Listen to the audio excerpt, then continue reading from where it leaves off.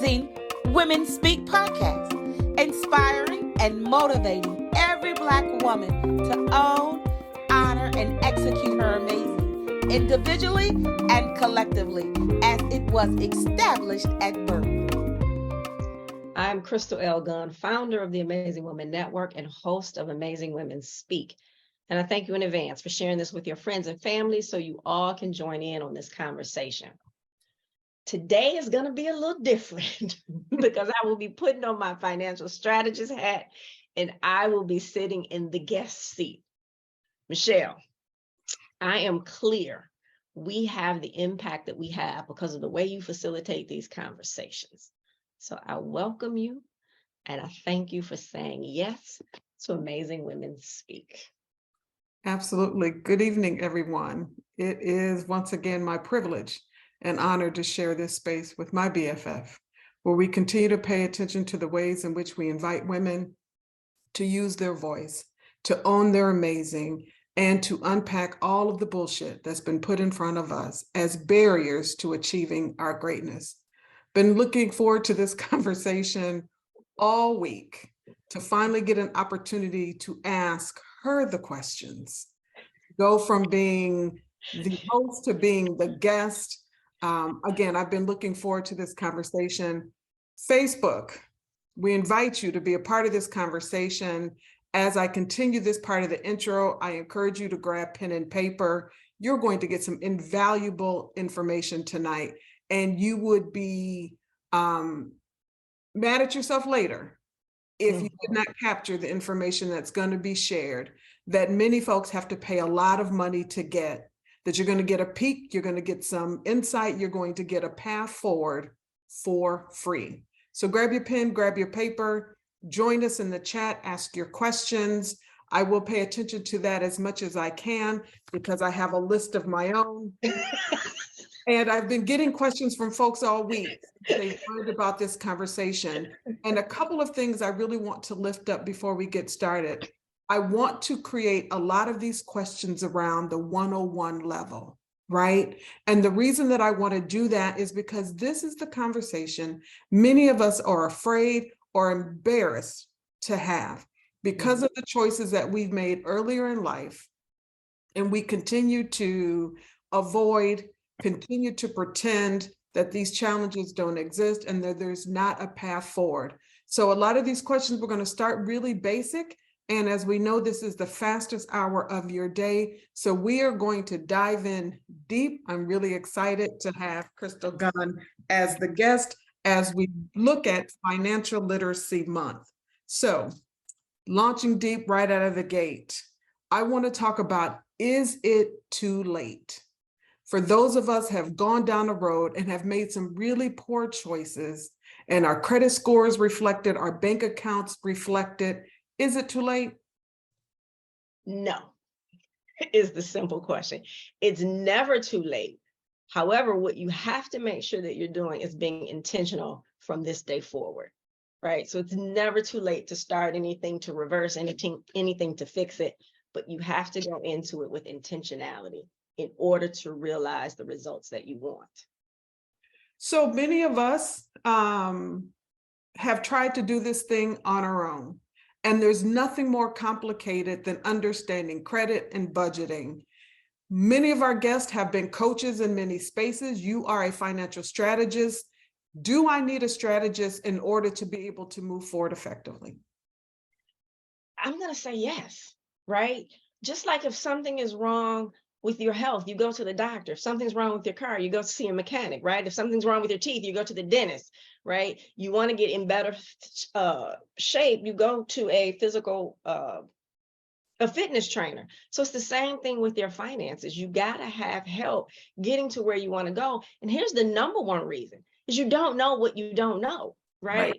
And we have intentionally not been taught this thing called money and finance. So often I have heard people say, yeah, I want to work with you, but let me get my stuff together first. Right. But you don't know how to get your stuff together, because if you knew how to get your stuff together, you wouldn't need to work with me in the first place. So yeah, I think once you have to break down You mentioned it, the shame, the embarrassment. I always say, give yourself some grace because you don't know, and we haven't been taught it intentionally. So you definitely need help to reach the goals that you want. Definitely.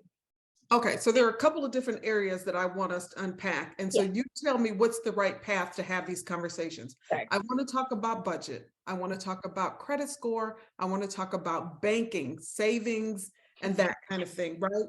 And I want to talk about the path to financial stability. We have to get stable before we get free, right? So those are some of the topics that I want to hit on tonight. You tell me what's the best path so that folks that are taking notes, folks that are joining us, can track in a way that makes the most sense. So it all starts with budget. Everything starts with budget. And you're gonna say again. Ooh. Right? That's the conversation that we don't want to have because we always want the things. All right, here we go. Tell us about budget. Okay, so if you look up the definition of budget, it's going to tell you it's basically a record keeping of your income and expenses. Yeah. However, it's so much more than that. So let me give you a visual. If you want to build 10, 20, 50-story building, you got to go down first. You can't start on the ground level, right? You got to dig deep in order to create that foundation. And then, yeah, you know what kind of windows you want, what kind of doors you want in the building, the flooring and all of that, but you still can't even put those on until you have those beams that are running through, right? That is the foundation that no one sees. People see the end result, this big, beautiful building. But if those things weren't in place, that building couldn't stand. If those things weren't in place, you couldn't build floor after floor after floor. So I help people build that strong financial foundation that you have to have. And it all starts with an efficient and effective budget, not just a budget. So tell us what that means, efficient and effective. What does that look like? So most people say, most people are tracking their bills. So car payment, house payment, gas, lights, utilities, but they're not tracking the other things. I went shopping, Amazon, fast foods, eating out, entertainment, going to the clubs, going to the bar, whatever. They're not tracking those things. And that's where they lose their money, right? And so most people look at, okay, well, I've tracked the bills, but what's missing on that budget are the things that you want to do to help you realize and live the life that you want to live. So, okay, you want to travel 4 times out of the year, out of the country. Well, you have to make a plan for that. So that needs to be a line item, right? I want self-care. I want to get the massage every month. I want to get the hair, the nails, the manicures, the pedicures. Okay, we need a line item for that. So I remember someone said to me, they were supposed to make their appointment and they were like, oh, I'm scared to come because you're going to tell me that I can't get my hair and nails done. I said, no, I'm not going to tell you that. All those things are important. What I'm going to help you do is realize all of the things that you want to do.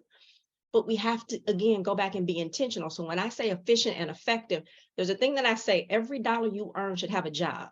One of those jobs being miscellaneous, but every dollar you earn should have a job. And when you do that, you're going to say, you're going to talk to me about the things that you want in that budget. We're going to make sure that they're in there. But I'm also going to tell you the things that need to be in that budget that you may not be thinking about because it's not important. You weren't taught it. You don't understand the importance of it. So efficient and effective isn't just this record keeping of what you spent and what you earn. It's about creating the lifestyle that you want to live. And so it's like, let's start from the beginning and create the lifestyle you want to live, as opposed to, oh, I need to backtrack. Right. Yeah. And sometimes we do need to backtrack. So how do we backtrack and then go and say, well, this is what I want to live and how I want my life to be from this day forward. And we create the budget around that. So Arena Perry is asking, help us with ideas of things we need to reduce, right? So I hear you say, like we're gonna create this line item for the miscellaneous, for the things, right? And if I come to you and my budget far outseeds, or my desires far outseeds, right? How do we begin to think about what are the things we need to reduce? Because if you tell me out of the gate, it's the hair, the nails, and the make, right? Like I'm gonna have a reaction. So what's the strategy for thinking about reduction? So thanks, Arena. I think you need to first look at where you're spending your money. right? And one of the first things that I have my client do, and I'm going to challenge everybody to do this. Go and print out your bank statements for the last 2 months and look at where you spend and how you spend your money. It's going to show you. So and then you need to start listing it. Okay, this is how much I spend on a house payment. This is how much I spend for a car. Now I'm looking at my statement because you think, oh, well, I spend $100 a month on gas. But when you actually look at that statement, you really spend $200 a month on gas, but you've never been tracking that. So now once you have all of the things that you spend money on, that's when you can decide, where is it that I get to reduce? How can I reduce this? Because when you do that, when you do that, what I call find the money challenge, when you do that, you're going to see where you spend and where you overspend. And people will say, I've had people say, well, I ask them, well, what did you uncover? What did you discover? And they'll say, well, I spent too much money here. It's not for me to tell you where you spent too much money. You know. And when you look at the numbers are going to tell you. So then you get to say, okay, well, you know what? I'm spending $200 a month at Starbucks. I need to dial that back. Right. But you got to know where you're spending and how much you're spending first for you to then determine where you can cut back. And then there's all of the normal things. Okay, how can you cut back on, utilities? Okay, do we need all of the streaming services, Netflix, Hulu, HBO, Stars, and all that? So it winds up being you determine where you get to cut back. So let me ask you, you talked about, so I do this examination and I discover that I am spending too much at Starbucks, right? Like here's a place. Does that money immediately get reassigned or does it go to savings? Depends. Okay. On what the goal is, right? And so what people will find with me, and I don't believe in cookie cutter, because you can have two people both make $150,000 a year. They have different goals, different dreams, different debt, different whatever. So there's no cookie cutter thing. So that money that you cut back on, it is going to be reallocated somewhere else. But where that somewhere else is depends on, do you already have money going into savings or no, right? And when I say going into savings, I mean after you get that paycheck. Now, what are you doing with this money? Is it money going into savings? If not, then yes, probably. Do you have any life insurance outside of work? If you don't, you got to get a policy outside of work. So I'm going to encourage you to put some money there first, of that money that you cut back from Starbucks. Maybe some of that extra goes into savings. If you are putting some in savings, you may say, oh, okay, I'm not putting anything, or I'm not putting enough in my self-care, or anything in travel. Well, maybe some of that needs to go into travel. So again, it's always going to depend on what it is you're trying to accomplish and what your current spend looks like. Awesome. Okay, so we're starting to think differently. I've made a commitment to think differently. I've gotten past some of the embarrassment, some of the shame. I'm coming to see you because I'm ready to make that first step. What are the most common mistakes people make when they start thinking about how to achieve financial stability? One, going it alone, right? Trying to figure it out themselves. But then two, they may say, you know what, I need to pay off this debt first, right? Well, yeah, you might need to pay off the debt, but it might not be the first thing that you need to do, again, based on what your goals are, right? Someone may say, I want to come and I want to move, I want to buy a house. Well, that's going to be different than the person who just says, you know what, I want to retire and live my life this way. So I think it just, again, it's going to go back to it always depends on what you're trying to do, which brings about a very important thing. You got to know what you want to do, because we can't make a plan if you don't know what you want to do. And most people are allowing life to happen to them as opposed to being really intentional and setting it up the way that they want it. Oh, absolutely. Right. Like we've Right. all been guilty of that. So it's okay to budget towards a goal, even if that goal is short term. For sure. guessing then, after that goal has been reached, then we then strategize about what the next thing is. Correct. Yeah. And so it's always, so go back, right? If someone brings home $5,000 a month, right? So this is what you actually are bringing into the house. Every one of those $5,000 should have a job. And we know the norms, again, house payment, car payment, groceries, utilities, all of that. Then you're going to have a certain amount of money left. Now, what are we doing with that money? Now, again, is it a short-term goal? Oh, I want to do this one thing that I need this money for. Absolutely. Okay, well, when are we trying to do it? How much can we put in that for that short period of time in order to reach that goal? Well, now when you got the money to do that, you still have, let's say it was $200 a month that you had to put away for that. Well, now that $200 is now free. You don't just leave that $200 out there dangling around. You got to reallocate it somewhere else. And it should fit. Is there another goal that you want to reach? That's a short-term thing.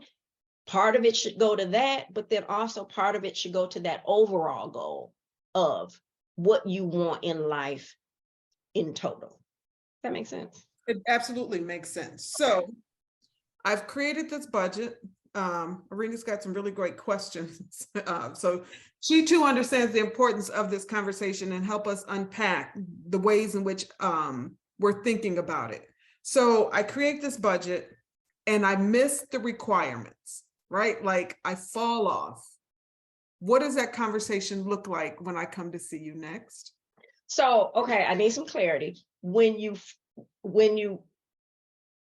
fall off, does it mean you've been going along on this budget and you've been hitting it and then you fall off? Or did I do this budget and now I really don't have enough money to meet what's on this budget? So let's unpack them both, right? Because we could have both of those folks out of there. One, right? Sometimes we're going along and we see the progress and then we decide, right? Like we've got this, and then we fall off. Or sometimes we've created what we think and we can't even get out of the gate. How do we make those adjustments for both of those scenarios?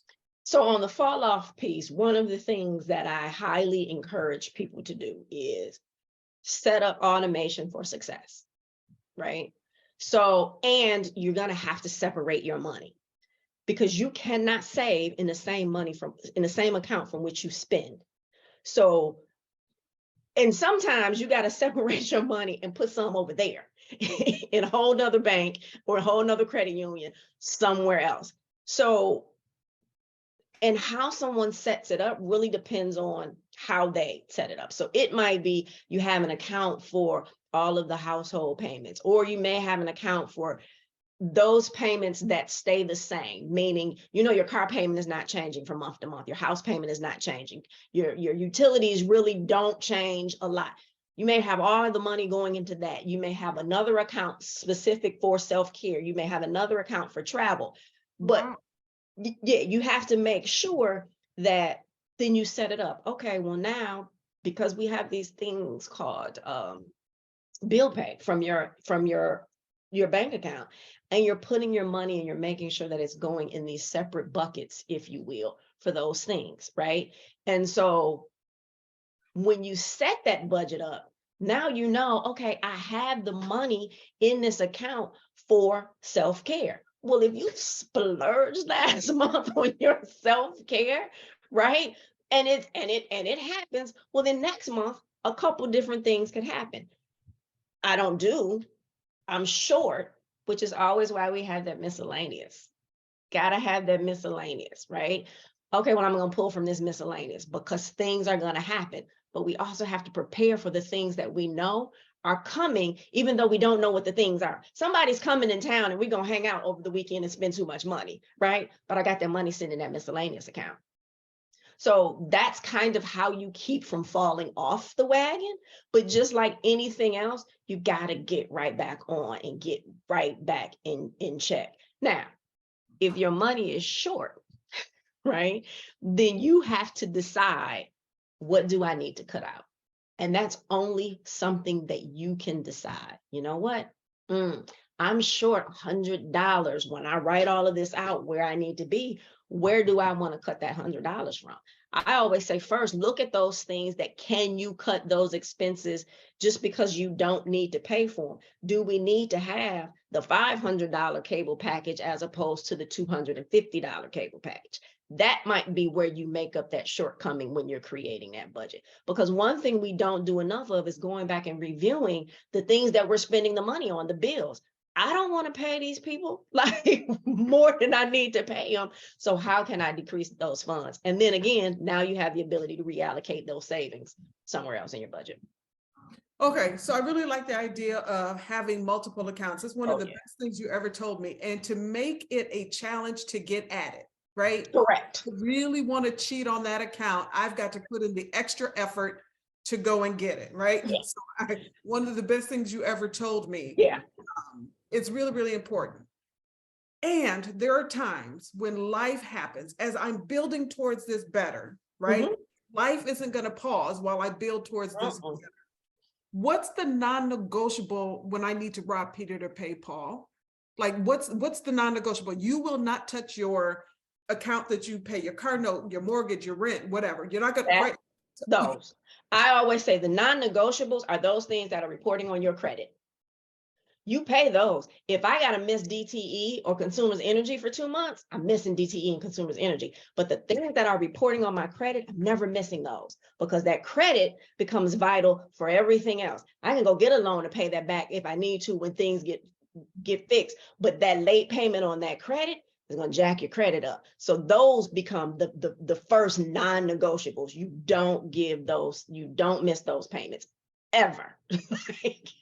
So that's a great segue, right? Because the credit score, the credit game is like for many of us, Chinese arithmetic. Oh, right? absolutely. Like, right, like they're not teaching it in schools. They're not making you aware until it's too late, right? Until your credit score is harming you from being able to take the loan, to buy the car, to do all of those things, right? So first, I want to repeat and share that it is important that you protect all of those things that will impact your credit, right? How do we know what those things are? And when we are working towards repairing, how do we choose what to focus on first, right? So things that typically hit outstanding medical bills. Yeah. Right? Our old credit card debt from when we were in college, right? Like student loans, those things that we kick, right? Like we kick the can so far down the road, right? So first, let me back up. How often should I be checking my credit score? Girl, as often as you checking social media. Like that's the thing that I always... So people with good credit know they got good credit, right? When I ask somebody, well, what's your credit like? And they say they don't know. What do you mean? Like, what do you mean you don't know? Like, when's the last time you checked it? Oh, about 3 months ago. Then that means you're not concerned with it, right? So you should be checking it often. And so there's so many apps out here that you can check your, you know what I mean? And it's not so much. So it's a couple of things that you want to check it for because the people out here are doing really bad things. So you want to make sure nothing is posting that should not be posting because it's easier to correct it in the beginning than later, right? So you want to definitely make sure you're checking it for fraud. One of the best things that you can do for each one of those credit cards that you have is have the alerts put on that every time a charge happens, it comes to your phone, right? So we need to be checking regularly. It just depends on how obsessive you are. Like they say, you know, you should be checking your credit once a year or twice a year. And I'm like, no, you should be checking your credit once a month, at least looking at it and seeing what's happening. If you know you're not using it, and you're at a place where your scores are good, you want to make sure that you put credit freezes on them so that no one can go get credit in your name anyway, right? But as often as need be, social media, check it. What's good credit? So somewhere in the thing, they look at good credit being 680 credit score, right? Okay. And so I always tell people, and you'll hear now, like social media can be a blessing and a curse. And you will hear, oh, you want to do this to get 800 credit score. Oh, and you need to know when when your statement close date is and when this happens, and you want to pay it between this and okay, just pay your bills on time. It's just like pay them on time. Quit looking for the quick fixes and just pay your bills on time. And I tell people, go get over 700. Because one thing that I know about lending, right? Because I was a mortgage loan originator, we're ecstatic when somebody comes in with a credit score over 700, because you pretty much qualify for anything. And so every other lender is going to be ecstatic as well. And so, people will say, oh, my credit is good. Okay, well, what's your score? Oh, it's 600, ma'am. It's not good. Like you're going to get higher interest rates, higher insurance rates, higher everything, the lower your credit score is.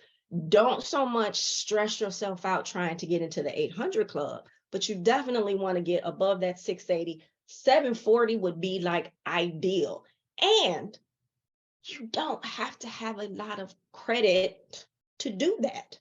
Like you can have a 740 credit score with 2 credit cards. You just can't be late on your payments. You can't, your utilization can't be super high. So don't think, oh, I got to have, 17 accounts in order to get that 740 credit score. No, So is there a benefit of paying early? Like before the due date? Correct. Does that help improve your credit score? So right, I'm getting ready to ask a series of questions where commercials, social media, right? Like they're telling us the things. Right. So a lot of times what you hear on social media is the hack, right? What's the thing, get on someone else's credit or, as an authorized user, the hack. And I tell people, stop doing all of that and just pay the bill on time, right? If this is your due date, pay it on your due date. Because if you have that 700 credit score, it doesn't matter if you pay it 2 days earlier or 3 days earlier or in between your statement closing date and the due date. It doesn't even matter if you're paying your bills on time. I do say the quickest way that you can manipulate, if you will, your credit score is with revolving credit, though, making sure the utilization is low. They used to say the sweet spot was 30%, keeping your balance below 30% of the limit, but keep the balance below it. Okay, let me stop that. You should be paying your bill in full every single month. But if you're carrying a balance, right, you want to make sure that you're keeping it as low as possible and definitely under that 20-30% utilization, because the higher your utilization, you're taking a hit on your credit score. And then for those people who get over the limit, meaning their balance is now over their credit limit because interest and all of that has hit, you're taking a second hit on your credit score. So if someone comes to me and says, you know what, my score is low, but I want to buy a house, I want to do whatever, but I need my score to go up. Okay, let's look at credit card balances versus limits. Pay them down, you'll see a jump in your credit score. So I got to stick with the credit cards for a minute, because right, like a lot of us got caught in that trap. And a lot of us, right, like had to survive paying using our credit cards, right? And so you say, like, again, I'm going to talk 101 because some folks aren't sure, right? So there's a danger in paying the minimum, right? Because it extends the life of. And I heard you say pay it off each month. Well, I'm new to this credit budget, wanting to achieve some financial stability. I'm new to that. And I have 4 credit cards. One has a $500 balance, one has 15, one has 2. How do I determine which one has the highest interest rate? Which one am I going to work on? And do I choose the other 2 paying just the minimum while I hyper focus on one? Excellent question. So people want to know. They've been saying want to know. No, that's an excellent question. And so there's a few schools of thought on that, right? $1,500 balance, $500 balance, $300 balance. Some would say pay whatever has the highest interest rate. Okay.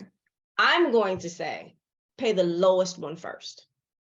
And the reason that I say pay the lowest one first is you've accomplished something. That makes you feel a certain kind of way, right? If I start with this $1,500 one because it has the highest interest rate, yeah, I'm going to save money on the interest. However, it's going to take me longer to do it. And I'm going to say, this doesn't work, and I'm going to quit, right? If I do that $200 one, now I'm celebrating, because I'm always saying, celebrate your wins. You get a win quicker when you start with that lower one, and then you reallocate that. And so, yeah, so here's the other thing. If you're just paying things, trying to pay off credit, yep, you want to make sure on those other ones that you're paying whatever the minimum payment is, plus whatever the interest is, because you don't want to keep the interest adding to the balance, right? But then now I'm finished paying this $200 balance off. I'm going to take that money and I'm going to add that to whatever I'm paying on that $500 balance in this example. And you want to keep doing it, and you want to celebrate those wins. So yeah, start with the lowest first so that you get the win. I pay it off. Do I close it? Do I No. Help us out. Help us out. No. So 15% of your credit score is made up of your history, and that's the length of time you've had credit. So if you work with me, you know I am not a fan of store credit cards. So I don't like the Macy's, the Victoria's Secrets, where you only can shop in that store. Some stores now have a Macy's Visa card, right? But those cards that you only can shop in those stores. So if someone says, no, my first card was Victoria's Secret, okay, we keeping it. We're not closing it, right? Go in there and buy something every quarter and then pay it off to keep it, because of the history of that. And I'm going to go a little further with that. I've had people say, well, Crystal, how many credit cards should I have? You can have as many credit cards as you want if you're using your credit cards effectively. And most people are not using their credit cards effectively. I did a workshop a few days ago, and it was a budgeting workshop, but we touched on credit. And I said, you should never be using your debit card. You should be using your credit cards for everything. Paying your DTE bill, paying your water bill, buying your gas, your groceries. You should be using your credit cards for everything.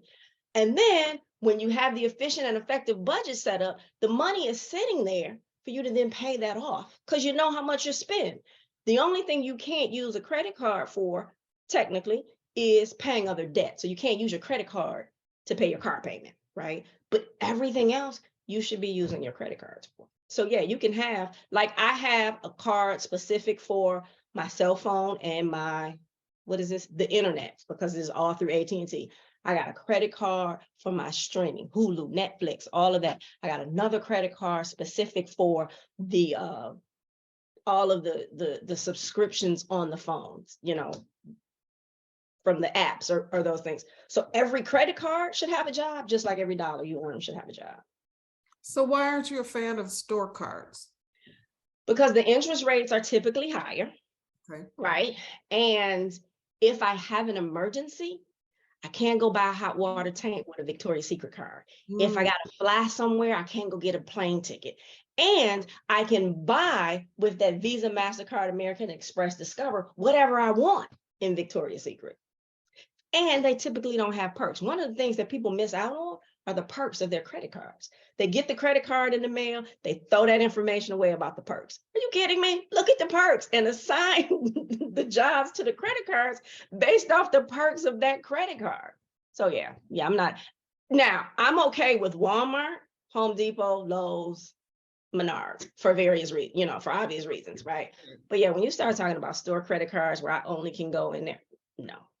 And let me say this, the reason why when you go check out at a store, what do they ask you? Would you like to get, say, 10% by getting a store card? They do that because they know most people are going to carry a balance. So they're going to make more interest on you carrying that balance than that $100 purchase you did in the store that day. So they've been trained to ask you that, to get more money from you over time.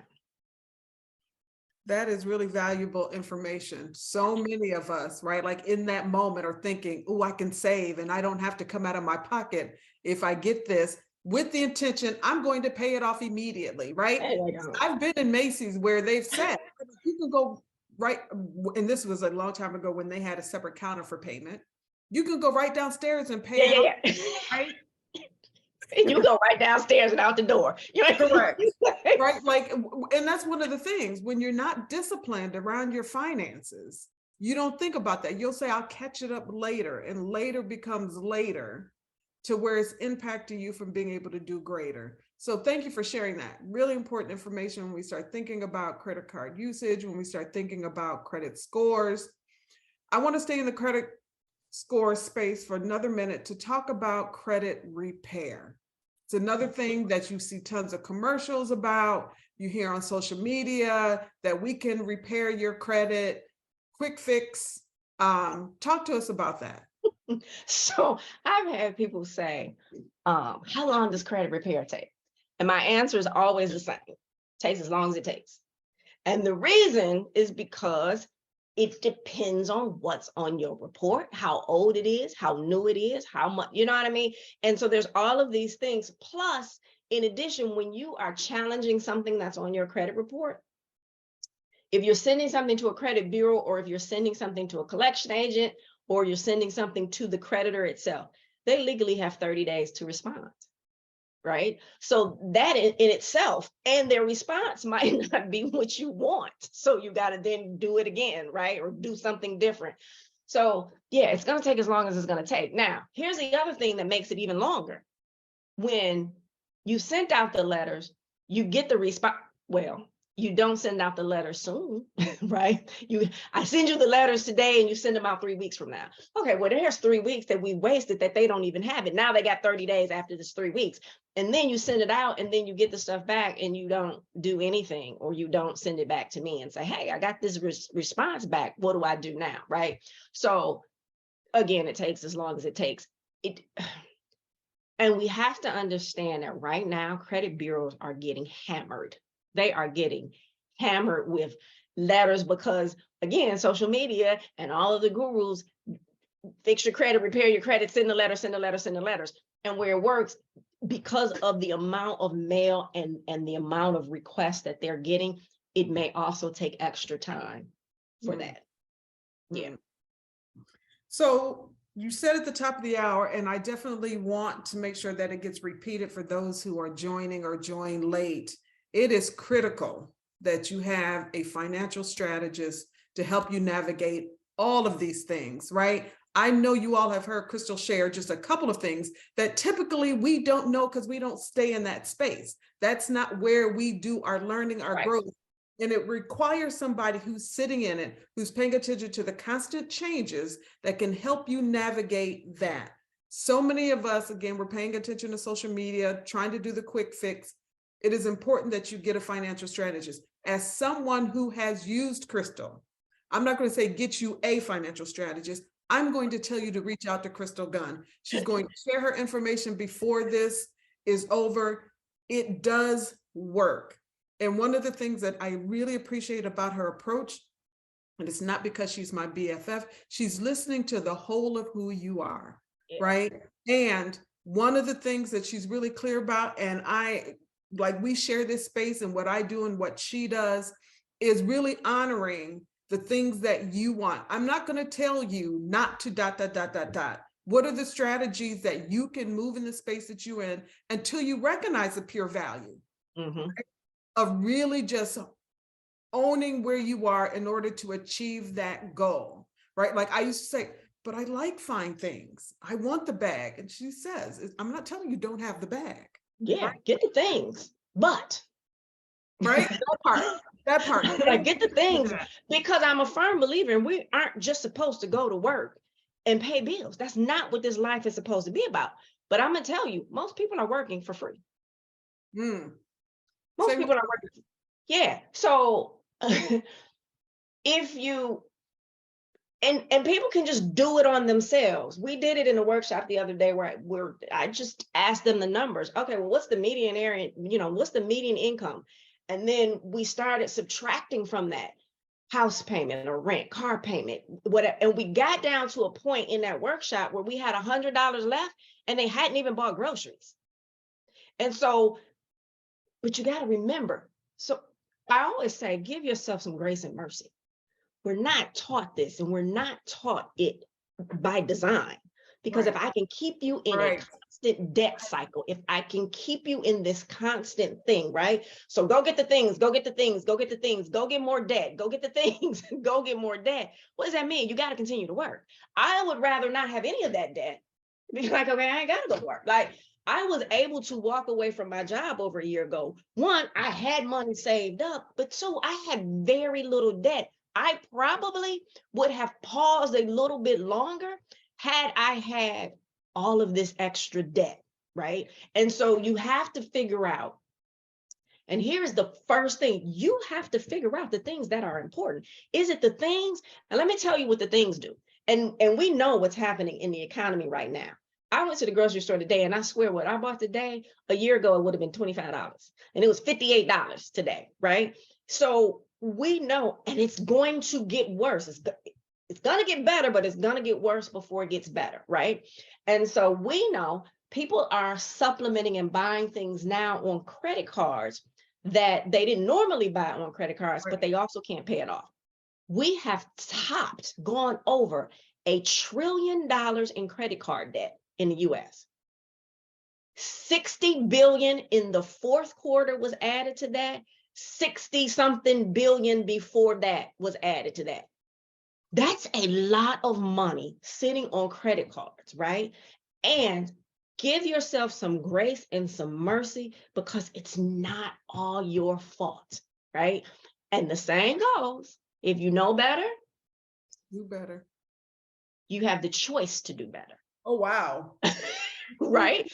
Because we don't always do better when we know better. But you got to go back and say, what's really important to me and to my family? Not what it looks like to someone else, not what I look like to somebody else, but what is important to me. Someone in the workshop said, hey, I got a lot of equity in my house. I want to sell my house. I want to, travel around the world. She has a goal. She has a thing. That's what's important to her. And it doesn't matter what everything and anybody else thinks. You got to go back and think, we talk about passing on generational wealth. We don't have no wealth. And we don't even know how to accumulate it. And I'm talking about in general and as a people. We have slightly closed the wealth gap between Black America and white America, but we are still 70% behind. And if we keep buying the things, not saying you're not supposed to have them, but if we keep buying the things, we will never close the wealth gap. We don't own anything. We're not investing in anything. We don't have enough money in savings. The statistic might have been like 48% of Black America, no, 52% of Black Americans don't have enough money to retire. So it's cool if you want to work, as the greeter at Walmart when you're 75, because you want to. Right. But not because you have to. So we got to go back and look at what's important to us, and then build that efficient and effective budget so that you can realize that for the next part of your life. So the tough love conversations have to happen, right? Because many of us want the benefit of the choice. Do I want to work at 75 because I want to engage and interact with folks, versus I have to in order to survive? So those tough love conversations, if you had the tools and the resources to do it on your own, you would already be doing it. Again, this is the reason why we need Crystal Gunn in our lives, helping us. And as a Black woman, having walked this path, who better than, right? Be able to help us unpack and to strategize from being able to move forward. Crystal, how can people find you? crystalgunn.com. That's the simple and easiest way. Go to Crystal. So two things, go to crystalgunn.com, subscribe, and then book your consultation. Book a consultation. You're going to get more from me in 20 minutes, I promise you, than you get it. But book your consultation, and then we can figure out and go into actual coaching if that's what it is that you want to do. But book a consultation. And I want to say this, a lot of times we think I can pay my bills or I make good money, so I'm okay. I don't need a financial strategist. Yes, you do. I promise you, you do. Right? Because I was in DC and at a conference, and one of the participants, you're talking, and she says, well, what do you do? I said, oh, I'm a financial strategist. I help people, da, da, da, da. And she said, oh, I need to talk to you. because I make really good money, but if you look at my bank statements, you wouldn't think so. And I said, yeah, because you don't have a financial system of success. And it's all that efficient and effective budget. You got to go back and be intentional. You can have the things, but you got to make sure that you're not wasting the money on something else that isn't even relevant and that you're not even going to remember. Like, life is about experiences. Why do we need all these extra things? Because then you also, right? Watch this. So it was interesting. We talked about this last week. Survival mode. Most people are living in survival mode, financially and in every other area of their life, right? But the thing that happens when you're living in survival mode, and I'm not talking about strategies. Strategies is I don't have enough money, so I'm not paying this DTE bill because I need to pay my car payment. That's a strategy. But when you're living in survival mode day after day after day after day, and I know there's a certain, we live in a survival mode just being Black in America, but that's a whole nother story. But living in that survival mode, what happens is, and why you see it, why not only are you kept in a constant state of debt, it's a constant state of fear, which is why I don't watch mainstream media, because it'll make you want to slit your wrist. But if we're living in that constant state of survival mode, it's just like you're walking down the street and someone's about to attack you. You got two options: fight or flee, right? And so you can't think the process through. You can't, oh, well, I can pick up this rock and I can do a backflip. You know what I mean? You can't create how you gonna get out of this thing, right? When you're living in survival mode, it's the same type of thing that happens to your body. The amygdala sounds the alarm, and access to the cortex part of your brain is shut down. Access to the cortex part of your brain is shut down, and that is where creative thought and rational thought is housed. So if you're sitting here stressed and worried about your finances, I know I need to fix them, but I don't know how. You can't even come up with a creative way to do it because that part of your brain is shut down. That's where I step in. And I believe, when people ask, so how did you get here? I went through my own financial storm. I mean, I was taught all of the things growing up. We had the conversations at home, but still life happened. And this was 12 years ago. We didn't have all of these gurus on social media telling you things. So I had to figure it out. I had to learn. I had to study. I had to rely on the downloads given to me by the Creator to get out of the storm. And it was after going through the storm that I realized I had to go through that storm to be able to go back into the storm, to hold the hands of people to get them out of the storm. So that's how I live my life in this financial strategist thing, to help you get out of the storm in a judge-free environment. I'm not here to judge you. I've been there, right? But I can help you get out, and I can help you realize that retail therapy ain't a thing. Right. It's not a thing, y'all. Again, it's something else designed to keep you in debt. It's not a thing. It's so right. Like, we have to always, every week, we have to talk about the ways in which we've been socialized, right? As Black America, we've been socialized that we demonstrate our worth and our wealth by the things that we own, right? And I heard like a couple months ago where someone was doing some historical research and talked about the reason why slaves started purchasing, because there was no place for storing. There was no place. If I had cash on me, it was subject to be. So, right, like, so we bought it and we wore it all. And so how that got translated over the years, right, also as a way of demonstrating that we have to show, we have to, right, like all of those things.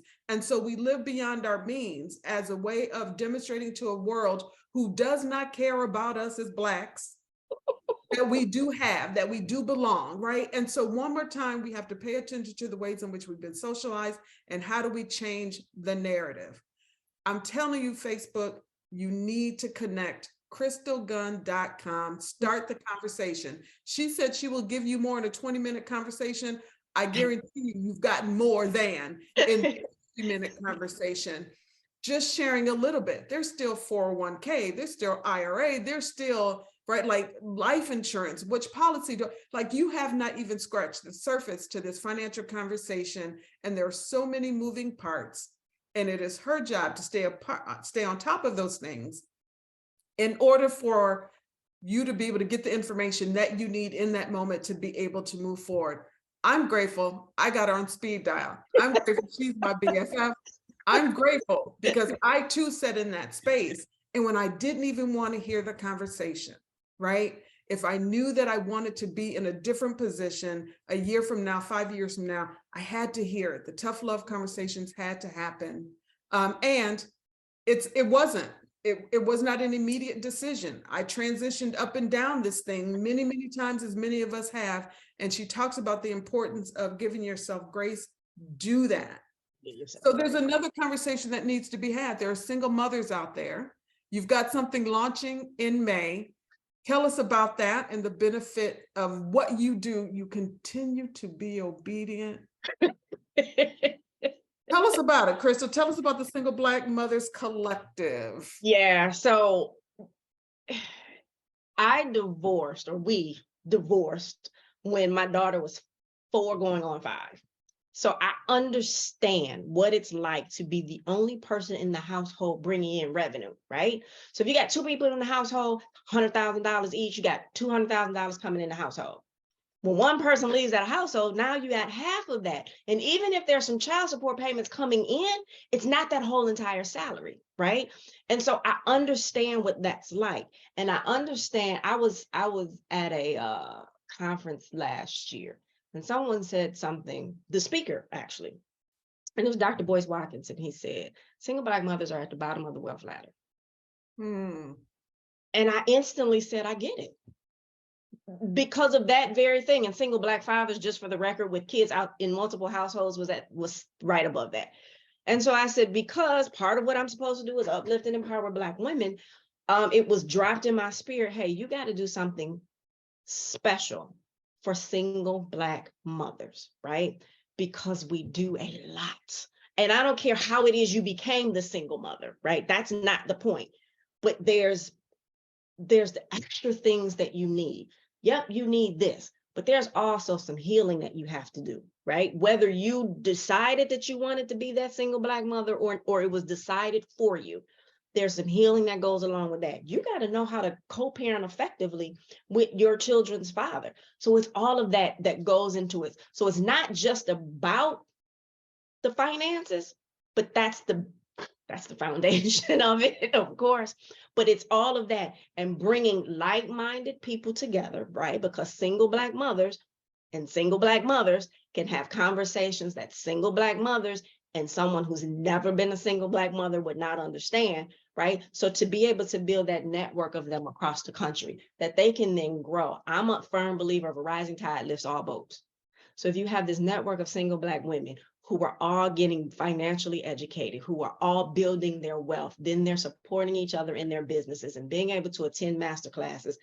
That's the thing. So it's actually launching on on Mother's Day. So yeah, go to the website and register or subscribe to the website, crystalgunn.com, just so that you can get the notice for it. I'm telling you, I'm super excited about that. We'll do online meetups and all of that. But again, because if single Black mothers are at the bottom of the wealth ladder, guess who else is at the bottom of the wealth ladder? Their children. And we have to do something different. And this is again, me being obedient and part of my give back. Yes. So I told you, fastest hour of your day. She is obedient to the call that God has put on her life. And she is a walking example that God will make space for your gifts. Yeah. I have got to witness over the last 35 years. Jeez. Her journey and what happens to building the kind of legacy that does not equate by dollar. Yeah. Crystal, you continue to impact women that have never been in your physical presence. And that, my friend, is a gift in and of itself. I say every single week, I'm so very grateful to you being obedient to the call that God has put on your life.